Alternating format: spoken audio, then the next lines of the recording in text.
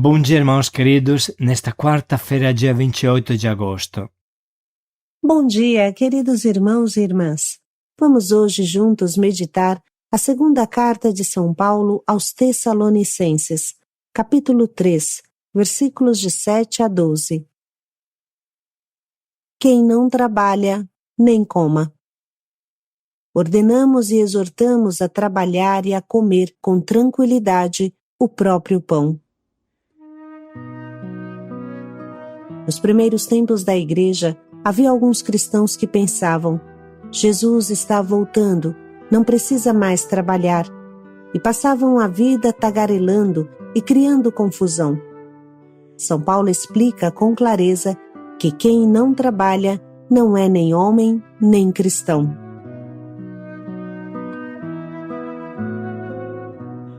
Da segunda carta de São Paulo Apóstolo aos Tessalonicenses. Irmãos, bem sabeis como deveis seguir o nosso exemplo, pois não temos vivido entre vós na ociosidade. De ninguém recebemos de graça o pão que comemos. Pelo contrário, trabalhamos com esforço e cansaço de dia e de noite para não sermos pesados a ninguém. Não que não tivéssemos o direito de fazê-lo, mas queríamos apresentar-nos como exemplo a ser imitado. Com efeito, quando estávamos entre vós, demos esta regra: quem não quer trabalhar também não deve comer.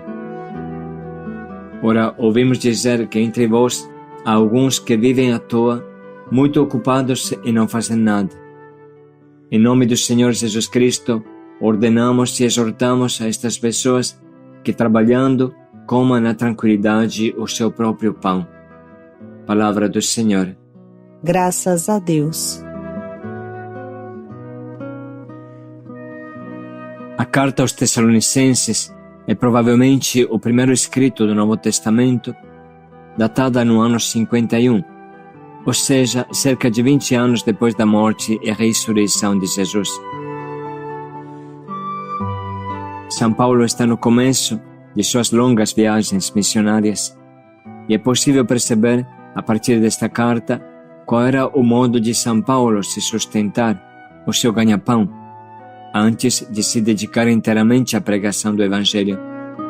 Ele era tendeiro, fabricante de tendas, um trabalho duro, talvez herdado de seu pai, e provavelmente este trabalho deve ser entendido como alguém que trabalha a lã tosca de cabra ou as fibras de linho para fazer esteiras ou tendas. Nos Atos dos Apóstolos, Paulo diz: de ninguém cobicei prata, nem ouro, nem vestes. Vós mesmos sabeis, estas minhas mãos proveram as minhas necessidades e as dos meus companheiros. Em tudo vos tenho mostrado que assim, trabalhando, convém acudir os fracos e lembrar-se das palavras do Senhor Jesus, porquanto Ele mesmo diz: há maior felicidade em dar do que em receber. Mas ainda, também aos Coríntios, São Paulo diz: de ninguém recebemos de graça o pão que comemos. Pelo contrário, trabalhamos com esforço e cansaço de dia e de noite para não sermos pesados a ninguém. São Paulo tecia tendas. Naquele tempo, a tenda era mais ou menos como uma barraca para nós hoje.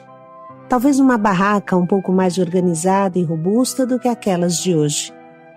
Era algo muito útil, seja para o exército romano, que se movia continuamente e precisava se proteger da chuva e do frio, seja para o povo nômade do Oriente. Talvez pode ser comparado a um toldo de hoje, costurado de forma tal que se podia obter uma tenda-cabana, facilmente transportável de um lugar para o outro. O que poucos sabem é quanto seja difícil esse trabalho.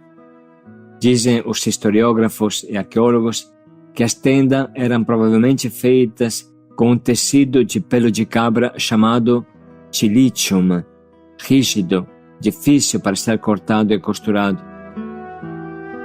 A cidade onde Paulo nasceu era Tarso da Cilícia, que era famosa por este tipo de tecido. Não deve nos surpreender que se utilizassem pelos de animais para fazer tecidos. Pense, por exemplo, como era o vestido de João Batista, que era feito com pelos de camelo. Tudo bastante grosseiro e difícil para manusear. Era um trabalho penoso e cansativo, diz Paulo.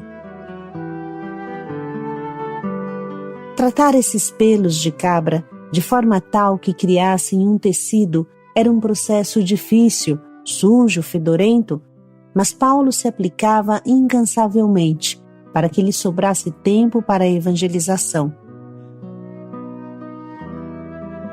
De ninguém recebemos de graça o pão que comemos.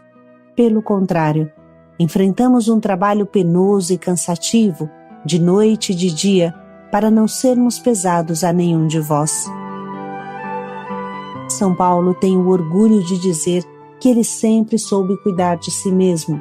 Não viveu às custas de ninguém, mesmo tendo tanto trabalho para evangelizar.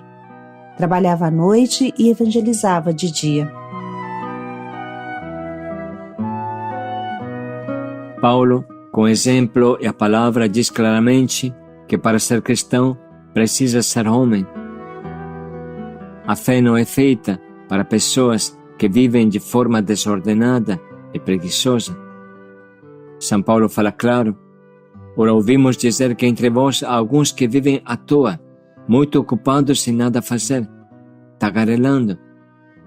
Em nome do Senhor Jesus Cristo, ordenamos e exortamos a estas pessoas que, trabalhando, comam na tranquilidade o seu próprio pão. Sabeis muito bem como deveis imitar-nos, porque não vivemos entre vós de maneira desordenada. De ninguém recebemos de graça o pão que comemos. Pelo contrário, enfrentamos um trabalho penoso e cansativo de noite e de dia para não sermos pesados a nenhum de vós. Com efeito, quando estávamos entre vós, demos esta regra: quem não quer trabalhar também não coma. Repetimos estas palavras para que entrem bem no nosso coração. Quem não quer trabalhar, nem coma. Vamos parar um pouco e refletir. Qual é a minha atitude diante do trabalho? Procuro fugir o mais longe possível dele? Suporto bufando? Tento me esquivar dele logo que se apresenta a ocasião? Ou gosto de gastar as minhas forças para produzir algo útil à sociedade? Qual é a minha profissão? O meu trabalho neste momento? Vamos refletir um pouco.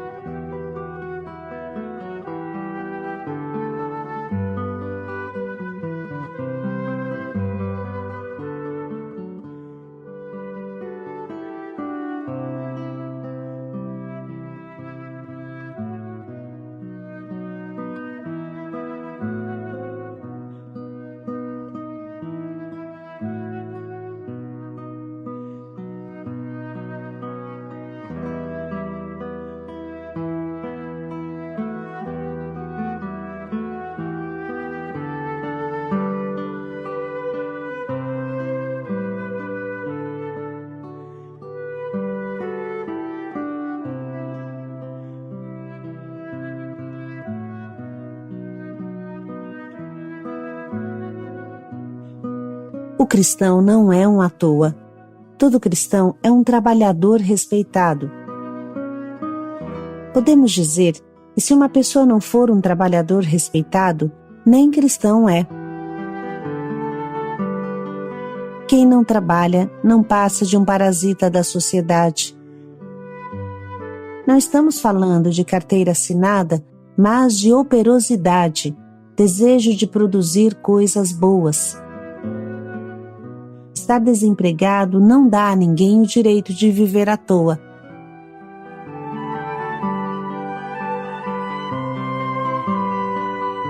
Sempre lembramos de um senhor que hoje é um dos nossos vozinhos acolhidos, que dormia na rua debaixo do Guadalajara, onde costumávamos passar as noites no primeiro tempo da Missão Belém.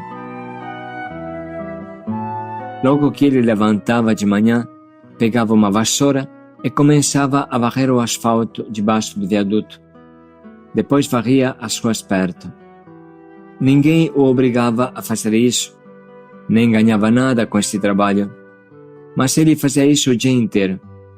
Apesar de ter algum distúrbio mental, sentia que devia ser útil à sociedade de alguma forma. Quanto podemos aprender de tantas pessoas humildes e invisíveis que trabalham incansáveis, iguais formiguinhas? Nunca podemos esquecer que Jesus trabalhou pelo menos dos 12 anos até os 30 na oficina de carpinteiro, junto ao seu pai José. Foram quase 20 anos de trabalho duro e silencioso, de que poucos falam. Ele era conhecido como filho do carpinteiro, como o carpinteiro de Nazaré. Essa é a primeira definição do Filho de Deus, o carpinteiro de Nazaré. Ele mostrou divinamente como um ser humano deve viver, trabalhando e orando. Fazendo isso, Jesus obedecia à primordial vontade de Deus sobre o homem. O Senhor Deus tomou o homem e o colocou no jardim do Éden, para o cultivar e guardar. Esta é a primeira tarefa que Deus confiou ao homem, bem antes do pecado original. O homem foi criado à imagem de Deus. Portanto, se Deus trabalha, o homem também trabalha. Deus trabalhou 6 dias e no 7º repousou. Assim é o homem criado à imagem e semelhança de Deus. Trabalha firme 6 dias e no 7º repousa. Quem não trabalha, desfigura a imagem de Deus que está nele, se desfigura ele próprio. O homem que não trabalha, definha e morre. O trabalho faz parte do plano da criação. O homem foi criado trabalhador, como Deus. Quem não trabalha, nem homem é. Por isso que os preguiçosos não entrarão no céu. Quem é de Deus, trabalha. Esta é a verdade. Quem é do inimigo, inventa minhocas místicas para se eximir da ordem que Deus deu desde a criação, cultivar e cuidar do mundo. Esta é a vontade de Deus. Não é por acaso que Jesus, o Filho de Deus encarnado, quis dedicar a maior parte de sua vida ao duro trabalho de carpinteiro. Diz o Catecismo da Igreja, no número 2427, o trabalho humano procede imediatamente das pessoas criadas à imagem de Deus e chamadas a prolongar, umas com as outras, a obra da criação, dominando a terra. Portanto, o trabalho é um dever. Se alguém de vós não quer trabalhar, nem coma. O trabalho honra os dons do Criador e os talentos recebidos, diz o Catecismo da Igreja. O trabalho também pode ser redentor, suportando o que o trabalho tem de penoso em união com Jesus, o artesão de Nazaré, o crucificado do Calvário. O homem colabora de certo modo com o Filho de Deus na sua obra redentora. Mostra-se discípulo de Cristo levando a cruz de cada dia, na atividade que foi chamado a exercer. O trabalho pode ser um meio de santificação e uma animação das realidades terrenas no Espírito de Cristo. Assim termina o Catecismo, e nós podemos entender que não existe cristão preguiçoso, não existe cristão ocioso, porque seria uma fonte de vícios sem fim. Cabeça vazia é a oficina do diabo, e o ócio é o pai dos vícios, bem sabemos. Jesus faz do trabalho uma das características fundamentais de Deus. O meu Pai trabalha sempre e eu também trabalho. Portanto, quem não trabalha seguramente não é de Deus. Seu Pai trabalha sempre e o seu Filho encarnado nos mostrou, com 20 anos de duro trabalho de marceneiro, como Deus vive nesta terra. Então, quem somos nós para desprezar o trabalho?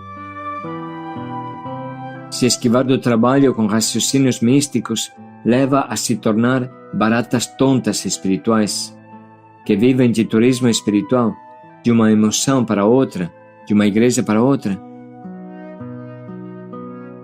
A emoção e o ócio preguiçoso são o rei e a rainha do indolente, muito atarefado em nada fazer. Esta é a tristeza.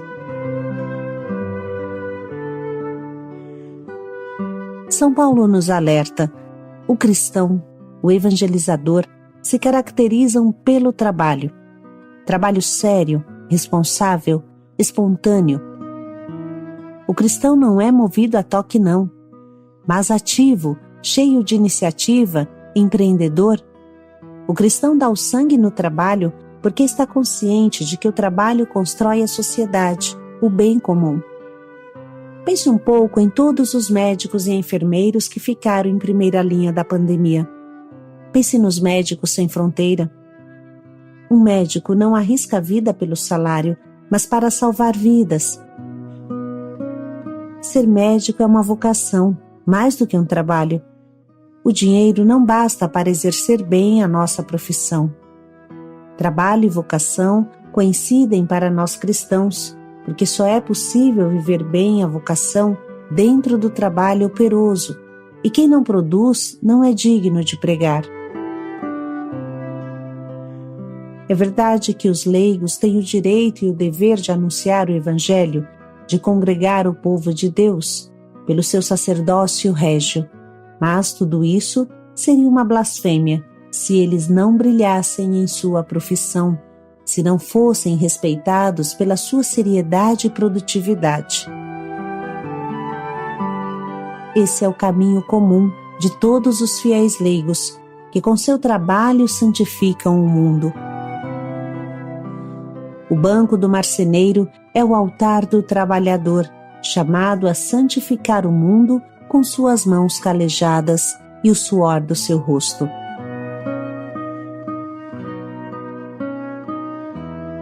Muito poderíamos dizer, mas por hoje isso basta, para refletirmos e vivermos de maneira coerente ao que São Paulo fala e ensina. Quem não trabalha, nem coma. Coma somente o que o teu trabalho merece e produz. Que esta palavra se fixe como um marco da nossa vida. Irmãos, bem sabeis como deveis seguir o nosso exemplo, pois não temos vivido entre vós na ociosidade. De ninguém recebemos de graça o pão que comemos.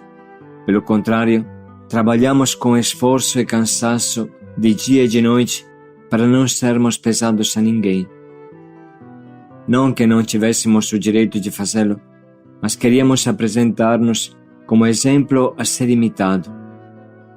Com efeito, quando estávamos entre vós, demos esta regra: quem não quer trabalhar também não deve comer. Ora, ouvimos dizer que entre vós há alguns que vivem à toa, muito ocupados e não fazem nada. Em nome do Senhor Jesus Cristo, ordenamos e exortamos a estas pessoas que, trabalhando, comam na tranquilidade o seu próprio pão.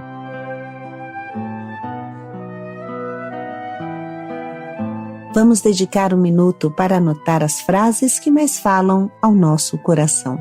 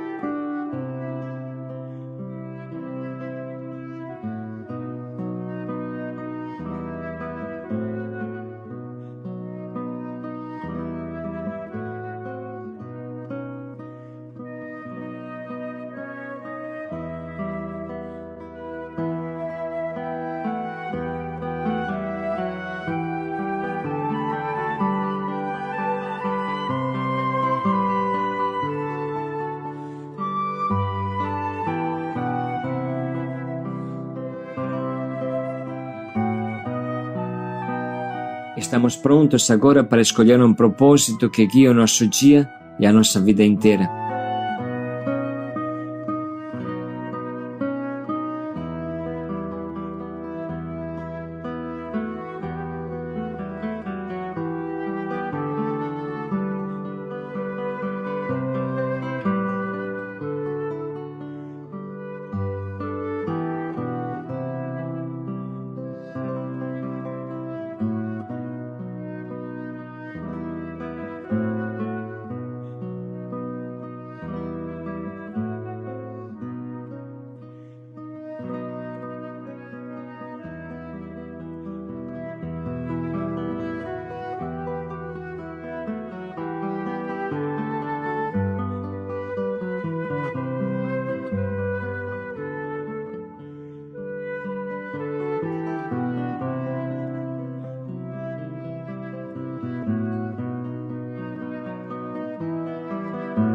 Vamos dedicar mais alguns momentos para refletir como colocaremos em prática o que nos propomos.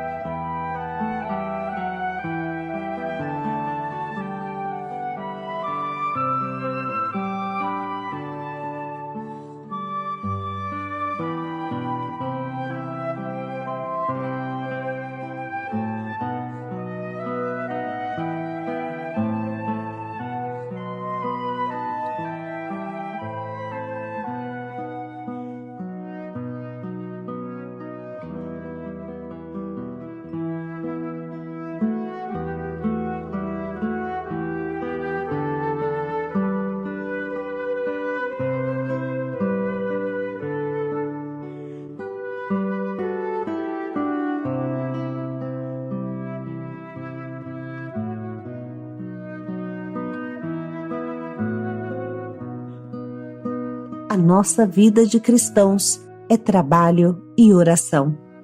Paz e alegria a todos. Quem não trabalha nem coma. Paz e alegria a todos.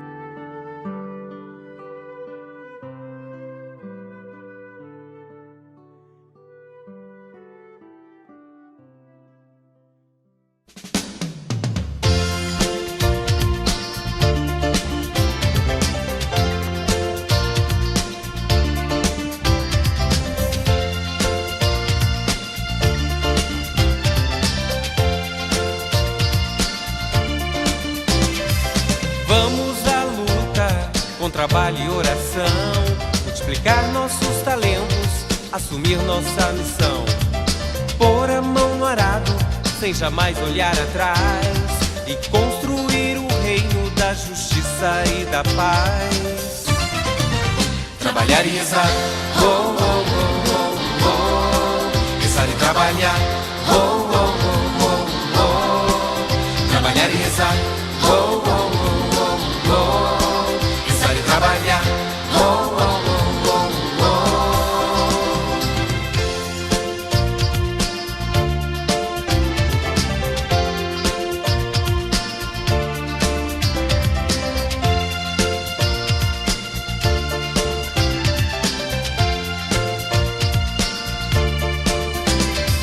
A fé sem obra é morta, temos muito o que fazer. Quem sabe faz a hora, não espera acontecer. Chega de moleza, pega firme meu irmão. Deixa o comodismo, isso não é coisa de cristão. Trabalhar e rezar, oh, oh, oh, oh, oh. Rezar e trabalhar, oh, oh, oh, oh, oh. Trabalhar e rezar, oh, oh, oh, oh, oh. Rezar e trabalhar, oh, oh, oh, oh. Trabalhar em oração dignifica, cura, liberta, faz a vida mais bonita. Trabalhar e rezar, oh, oh, oh, oh, oh. Rezar e trabalhar, oh, oh, oh, oh, oh. Trabalhar e rezar, oh, oh, oh, oh, oh. Rezar e trabalhar, oh, oh, oh. rezar. Rezar e trabalhar. Trabalhar e rezar. Rezar e trabalhar. Trabalhar e rezar. Oh, oh, oh, oh, oh. Rezar e trabalhar. Trabalhar